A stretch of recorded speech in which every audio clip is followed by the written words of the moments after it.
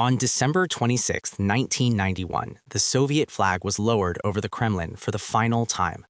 The world's largest country had just collapsed, taking with it not only a superpower, but also the world's largest oil producer and one of its biggest natural gas exporters. What happened next would fundamentally reshape how energy flows across the planet. Markets that had been closed for 70 years suddenly opened. Pipelines that carried Soviet gas became instruments of geopolitical leverage, and oil prices that had seemed stable began a wild journey that continues to this day. This is the story of how the fall of the Soviet Union transformed global energy markets forever. To understand what was lost, we first need to grasp what the Soviet Union was in energy terms. By the 1980s, the USSR was producing over 12 million barrels of oil per day, making it the world's largest oil producer. It was also the largest natural gas producer, extracting over 600 billion cubic meters annually. These weren't just impressive numbers, they were the economic lifeline keeping the entire Soviet system afloat. The Soviet energy sector operated on a completely different model than the West. There were no private companies, no market prices, and no competition. Everything was state-controlled, centrally planned, and massively subsidized. The Kremlin sold energy to Eastern European allies at below-market prices to maintain political loyalty. It sold to Western Europe at market rates to earn desperately needed hard currency. But by the mid-1980s, cracks were appearing everywhere. Oil fields in Western Siberia, which had fueled Soviet growth, were aging. Investment in new technology had stalled. The infrastructure was crumbling. When oil prices collapsed in 1986, dropping from around $30 to below $10 per barrel, the Soviet economy lost its primary revenue source. This oil price crash didn't just hurt, it was catastrophic. The Soviet Union was earning 80% less from oil exports virtually overnight. This revenue collapse accelerated the economic crisis that would ultimately contribute to the USSR's disintegration. When the Soviet Union finally fell apart, it left behind an energy infrastructure that was simultaneously massive and dysfunctional. Thousands of miles of pipelines, enormous oil fields, giant gas reserves, all of it suddenly up for grabs. The early 1990s in post-Soviet Russia were nothing short of chaotic, and nowhere was this more evident than in the energy sector. Russian oil production didn't just decline, it collapsed. From 1991 to 1994, production fell by nearly 50%, dropping from over 10 million barrels per day to just 6 million. This wasn't a planned reduction, it was systemic failure. The reasons were simple but devastating. The centralized Soviet distribution system had vanished overnight. Oil producers didn't know who to sell to or how to get paid. The ruble was in free fall, making domestic transactions nearly worthless. Equipment broke down with no spare parts available. Workers went unpaid for months. International oil markets suddenly had to adjust to losing millions of barrels per day of Russian supply. Prices spiked. OPEC members increased production to fill the gap. The entire global supply and demand balance shifted. Meanwhile, the Russian government desperately needed cash and needed it immediately. The solution was privatization, but not the orderly kind. What followed was one of the most controversial transfers of wealth in modern history. Through a rigged loans for shares scheme in the mid-1990s, massive state energy assets were sold off for a fraction of their value to a small group of businessmen with the right political connections. Companies like Yukos, Sibneft, and others fell into private hands. These men would become known as the oligarchs. By the late 1990s, Russia's energy sector was controlled by a handful of billionaires. Production was still struggling to recover, and the state had lost control of its most valuable national resource. It was an unsustainable situation, and it wouldn't last. When Vladimir Putin came to power in 2000, one of his primary goals was clear: reassert state control over Russia's energy sector. What followed was a systematic campaign to bring energy back under Kremlin control. The most dramatic moment came in 2003 with the arrest of Mikhail Khodorkovsky, the billionaire owner of Yukos, Russia's largest oil company. Khodorkovsky was charged with fraud and tax evasion. His company was dismantled and absorbed by the state-owned Rosneft. The message was unmistakable. The era of oligarch control was over. Energy was too important to be left in private hands. But Putin didn't just want control. He wanted to use energy as a tool of state power and revenue generation. Under his leadership, Russia rebuilt its energy sector with remarkable speed.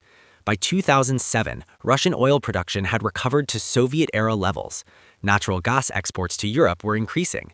State-controlled companies like Gazprom and Rosneft dominated the industry. The timing couldn't have been better for Russia. Global oil prices were surging.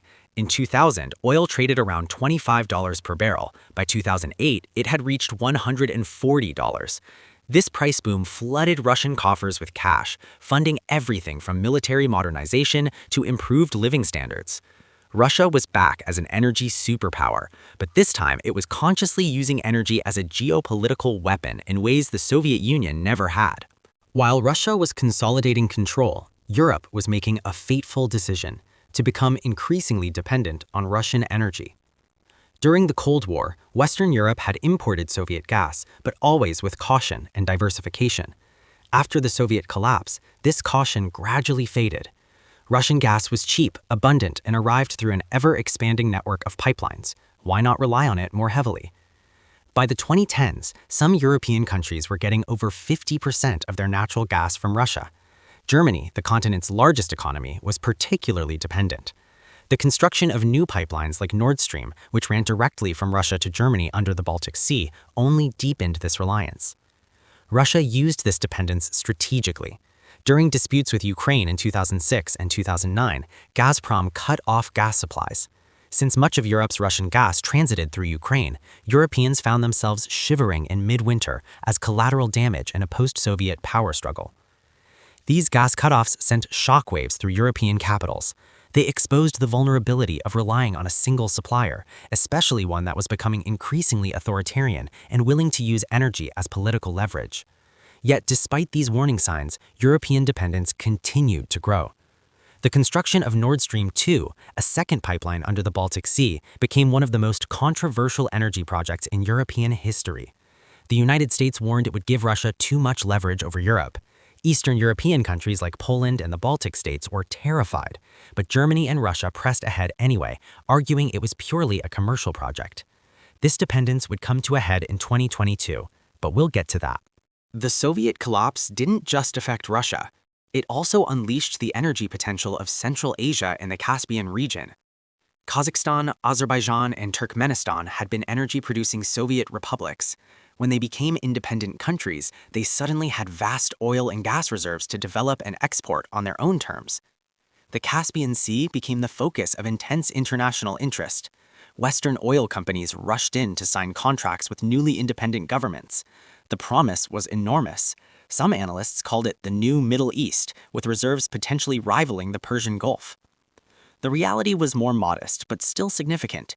Azerbaijan developed major offshore oil fields with Western investment. Kazakhstan's massive Tengiz and Kashagan oil fields came online. Turkmenistan sat on some of the world's largest natural gas reserves. But there was a problem: geography. These landlocked countries needed pipelines to get their energy to market, and all the existing Soviet-era pipelines ran through Russia. This gave Moscow enormous leverage over its former republics. The solution was to build new pipelines that bypassed Russia entirely. The Baku-Tbilisi-Ceyhan pipeline, completed in 2006, carried Azerbaijani oil through Georgia to Turkey, avoiding both Russia and Iran. Similar projects followed for natural gas. These pipelines were about more than energy. They were geopolitical statements, breaking Russia's monopoly on export routes and integrating Central Asia into global markets. Russia fought these projects at every turn, using political pressure, economic incentives, and occasionally military force to maintain influence over its former empire's energy flows. The post-Soviet transformation fundamentally altered how global oil markets operated. First, volatility increased dramatically. During the Soviet era, Russian oil production was relatively stable and predictable. After the collapse, Russian production swung wildly, creating uncertainty that rippled through global markets. When Russian production crashed in the early 1990s, prices spiked. When it recovered in the 2000s during a period of global demand growth, it helped moderate what could have been even more extreme price increases. Second, the nature of OPEC's role changed. During the Cold War, OPEC had to account for stable Soviet production when setting quotas. In the 1990s, with Russian production in free fall, OPEC gained more market power. But when Russian production recovered in the 2000s, OPEC found itself competing with a more aggressive, state-controlled Russian energy sector that didn't play by OPEC rules. This eventually led to a remarkable development. In 2016, Russia began coordinating production cuts with OPEC, leading to the creation of OPEC+. For the first time, Russia was working with the oil cartel rather than against it. This cooperation gave the group enormous market power, controlling about 50% of global oil production. Third, the post-Soviet energy landscape contributed to the financialization of oil markets. The uncertainty and volatility made oil futures and derivatives more important than ever. Traders, hedge funds, and speculators played an increasingly large role in determining oil prices, sometimes disconnected from physical supply and demand fundamentals. The rise of Russia as an energy power, combined with high oil prices in the 2000s, helped trigger an unexpected response: the American Shale Revolution. High oil prices made it economical to extract oil and gas from shale formations using hydraulic fracturing and horizontal drilling. By the early 2010s, American oil production was surging. The United States went from being heavily dependent on imports to becoming a major exporter. This development completely reshuffled the global energy deck. The world suddenly had a massive new source of supply that wasn't controlled by OPEC or Russia.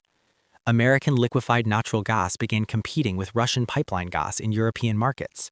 The United States became an energy superpower in its own right. Russia watched this development with concern. American LNG terminals and exports directly threatened Gazprom's dominance in European markets. The price war that erupted in 2014, with Saudi Arabia flooding the market with oil partly to damage high-cost American shale producers and Russian revenue simultaneously, was a direct consequence of this new competition. The shale revolution was enabled by technology and geology, but its timing and scale were influenced by the high-price environment that post-Soviet energy dynamics had helped create. Ukraine became the most visible battleground for post-Soviet energy politics.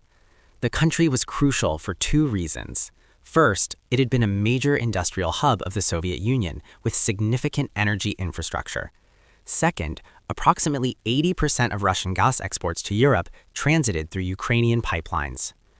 After independence, Ukraine struggled with massive energy debts to Russia.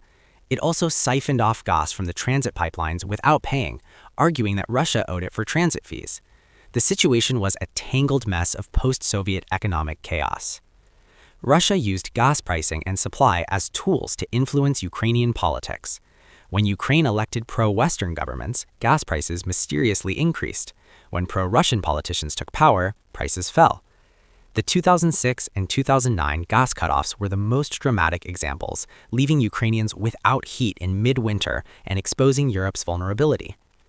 The 2014 annexation of Crimea and war in eastern Ukraine added a military dimension to the energy conflict. Russia's actions were partly driven by energy concerns. Crimea gave Russia control of potential offshore oil and gas reserves in the Black Sea. The war disrupted Ukraine's plans to develop its own gas resources with Western help, which would have reduced dependence on Russian imports. Europe finally began taking energy diversification seriously after 2014. LNG terminals were built, pipelines connecting to non-Russian sources were prioritized. The connection between energy dependence and security became undeniable. Then came 2022. Russia's full-scale invasion of Ukraine led to unprecedented energy sanctions. European countries raced to eliminate Russian gas imports. Russia cut off most flows to Europe. Natural gas prices in Europe skyrocketed to levels never seen before. The energy relationship that had developed over decades was severed almost overnight. The energy interdependence that survived the Cold War's end couldn't survive a hot war. Beyond the dramatic events, the Soviet collapse created permanent changes in how global energy markets are structured. State control became the norm for major producers. The Soviet collapse initially suggested markets and privatization were the future. Instead, most major oil and gas producers doubled down on state control. National oil companies like Saudi Aramco, Rosneft, and CNPC controlled a vast majority of global reserves. The oligarch experiment in Russia failed, and the lesson others learned was that energy was too strategic to leave to markets alone. Pipeline geopolitics became a permanent feature of international relations. The Soviet pipeline network had been internal infrastructure. After the collapse, it became an international system crossing borders, creating dependencies and leverage points. Every pipeline became a geopolitical project, from Nord Stream to the proposed Power of Siberia pipelines to China. Energy diversification became a security priority, not just an economic consideration. European countries learned painfully that dependence on a single supplier was a strategic vulnerability. Japan and South Korea, watching Russian actions, reinforced their commitment to diversified LNG imports. China deliberately built multiple pipeline routes from different suppliers. Energy security planning became as important as military planning. The link between energy prices and geopolitics intensified. During the Cold War, geopolitical events affected energy markets, but the Soviet Union's collapse made the connection more direct and immediate. Political changes in Russia directly translated to production changes. Conflicts in former Soviet states interrupted supplies. Sanctions became energy sanctions. The line between energy markets and geopolitics blurred to near invisibility. More than 3 decades after the Soviet flag came down, we're still living with the consequences in energy markets. Russia remains the world's second or third largest oil producer, depending on the year, and a top natural gas producer, but its energy sector is now facing unprecedented challenges. Western sanctions after 2022 have cut it off from European markets that were developed over decades. Russia is reorienting toward Asia, particularly China and India, but this requires massive new infrastructure investments and gives buyers enormous negotiating leverage. The European energy market has been permanently transformed. The continent is building LNG import capacity at breakneck speed. Renewable energy investments have accelerated as countries seek energy independence, not just climate goals. The era of cheap Russian gas that powered European industry is over, with profound implications for competitiveness and living standards. Central Asian countries continue navigating between Russian influence and independence. New pipeline routes to China have given them alternatives, but Russia's shadow still looms large. These countries' energy development will shape Eurasian geopolitics for decades to come. The global oil market has adapted to a world where Russia is a major but unreliable player. OPEC+ coordination continues, but with constant tension. American shale production provides a flexible response to price spikes. The market is more diversified but also more complex and harder to predict. Perhaps most significantly, the entire trajectory of the global energy transition has been influenced by post-Soviet energy dynamics. The European rush away from Russian gas has accelerated renewable deployment. High and volatile fossil fuel prices have made alternatives more attractive. The weaponization of energy supplies has made energy independence a priority in ways climate concerns alone might not have achieved. The fall of the Soviet Union didn't just redraw maps. It fundamentally reshaped how energy flows around the world, how much it costs, and how countries use it as a tool of power. We went from a world where the Soviet Union was a stable, predictable energy producer to one where post-Soviet states use energy as leverage, where markets are more volatile, where pipelines are weapons, and where energy independence is a security priority. The ripple effects continue. Every European paying higher heating bills, every gas station price fluctuation linked to Russian production, every pipeline dispute in Central Asia, every LNG shipment crossing oceans instead of gas flowing through pipelines. All of it traces back to that moment in December 1991 when the Soviet Union ceased to exist. The Soviet collapse proved that energy markets are never just about supply and demand. They're about power, politics, history, and geography. And the world is still learning that lesson, one energy crisis at a time. Thanks for watching. If you found this video informative, consider subscribing for more deep dives into how history shapes our world today. What aspect of the post-Soviet energy transformation do you find most significant? Let me know in the comments below.